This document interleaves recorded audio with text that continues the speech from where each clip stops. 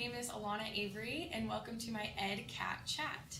I am a first-year teacher, and I'm here to talk with you a little bit about the different phases of being a first-year teacher and the attitude towards teaching. So I can relate to all of these different phases. The first phase is the phase of anticipation. So you've just accepted your first job, you've received your key, and you walk through the door and you see a classroom with a bunch of desks stacked on top of each other and blank walls, and you are running through all of the thoughts of how you wanted your first classroom to look like. And you begin to think, wow, now I need to start making these important decisions. What am I going to put on the bulletin board? Do I want flexible seating? Do I not want flexible seating?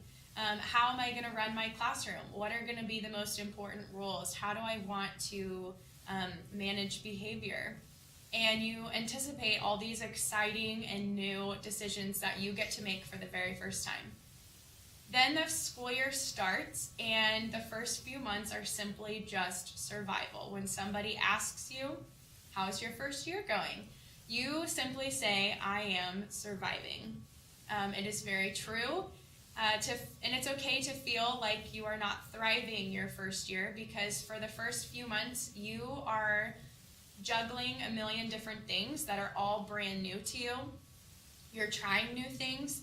I walked into a district that had just adopted 2 brand new curriculum, and not everybody had used it before, so you walk in and you don't have the support that you thought you were going to have, and you have to learn all on your own how to use this, how to apply it in your classroom, how to make the best choices.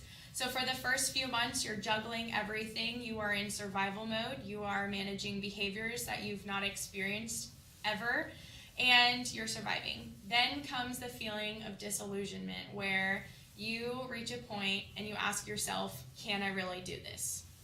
Do I really have enough passion for this job? Am I cut out to be a teacher? You question yourself, you question your abilities, and you reach a point where you're just not sure if this is for you. This is totally normal. I too felt this. I started looking for other jobs, thinking about what else I could do if this whole teaching thing didn't work out for me. And then before you know it, around January, February comes, and you start to feel like you can breathe. And the hard part is starting to be behind you. And you only have a few months left, and you feel like you can do this. And you've put all the hard work in, and it's going to be easier next year, and you start to feel rejuvenated.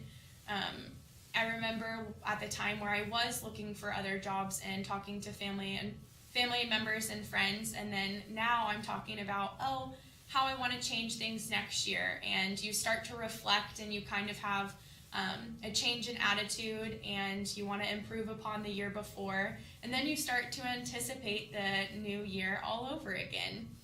These phases are completely normal, and I have felt every single one of them, and I encourage you, even when you feel like you can't do it, and you question if it's for you, and you question if you're good enough, I encourage you to push through, because teaching is one of the most rewarding jobs, and you get to make an impact, and you get to impact the children of the future. You are working with them today, you are helping them, loving them, encouraging them, and they are our future. They are the people who are going to go out and change the world.